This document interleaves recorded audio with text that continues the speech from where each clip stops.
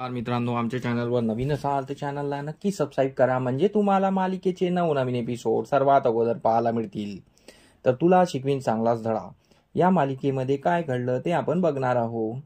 इकडे अक्षरा ही शिवानी आणि ओमकार सोबत बोलत असते आणि शिवानी आणि ओमकारच्या बोलण्यावरून तिला कळत असतं की घरी काहीतरी असं घडत आहे की जे नकोसं आहे. आणि बाबा ज्या मार्गीला जात आहे आमचं नातं टिकवण्यासाठी ते मार्ग पण चुकीचा आहे. म्हणून अक्षरा घरी जाते धडपडीने आणि तिच्या आईबाबाला सांगते की मी अधिपतीकडे जाते आणि मला अधिपतीला समजायचं आहे आणि बाबांना समजायचं, बाबा काही असं पाऊल उचलत आहे ज्यांनी त्यांना खूप त्रास होणार आहे.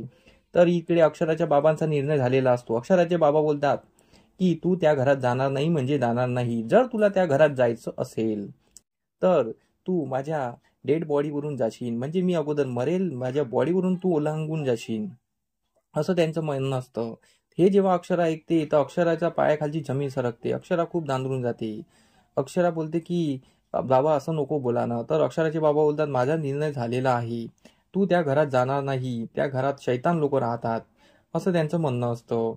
तर अक्षरा विचारात पडलेली असते. तरी अक्षराला तिच्या सासऱ्यांची काळजी पण लागलेली असते की जर त्यांनी काही चुकीचं पाऊल उचललं आमच्या संसारासाठी तर ते त्यांच्यासाठी महाग ठरेल. आमचं काय, आम्ही अधिपती आणि आमच्यामध्ये गैरसमज झालेले आहे, ते कधी ना कधी दूर होतीलच, पण बाबांचं आयुष्य नेहमीसाठी उद्ध्वस्त होऊन जाईल आणि ते नेहमीसाठी कचाट्यात सापडेल, असं त्यांचं म्हणणं असतं. तर असं विचार करून अक्षरा घरून निघून जाते आणि अक्षरा ऑटो पकडते आणि अधिपतीकडे जायला निघत असते. तर इकडे अधिपती घरी त्याच गोष्टीवर भांडत असतो आणि बोलत असतो की आईसाहेब तुम्ही ओळखा, हे लोक हे चारुहास इथे अट ठेवत आहे म्हणजे त्यांच्या मनात काहीतरी पाप आहे, त्यांच्या मनात तुमच्याविषयी प्रेम नाही आहे, म्हणून ते अट ठेवत आहे आणि हे लग्न नाही साकार होणार मला असं वाटत आहे. तर इकडे भुवनेश्वरीला खूप खुशी असते. भुवनेश्वरी बोलते की अधिपती बघा, तुमचं लग्न झालं होतं तेव्हा अक्षरा आणि तुमच्यामध्ये वाद होतात आणि वाद होते, अक्षराला हे लग्न मान्य नव्हतं, तरी तुम्ही संसार केला ना आणि अखेर वेळेस अक्षराने तुम्हाला प्रपोज केलं ना.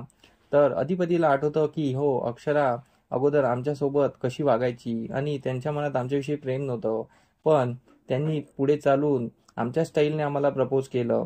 तर अधिपतीला ते सर्व आठवत होतं.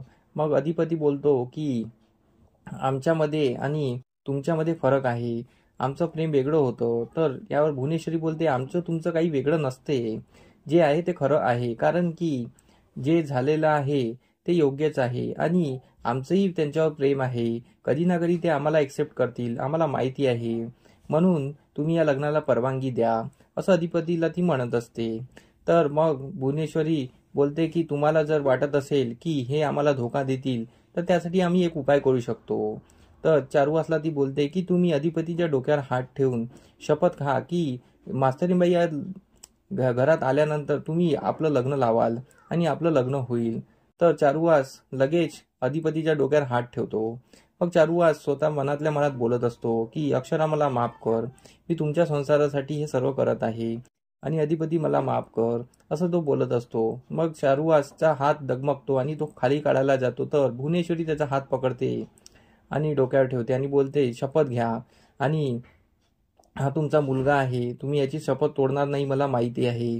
तर यावर चारुहास बोलतो हो, मी शपथ तोडणार नाही, मी जे काही सांगत आहे ते खरं सांगत आहे, माझ्या मुलाच्या संसारासाठी मी हे लग्न करणार आणि अक्षरा या घरात आल्यानंतर आपलं लग्न होईल, असं ते वचन देतात. तर इकडे अधिपतीला काही समजत नाही काय करावं. अधिपती बोलतो ठीक आहे.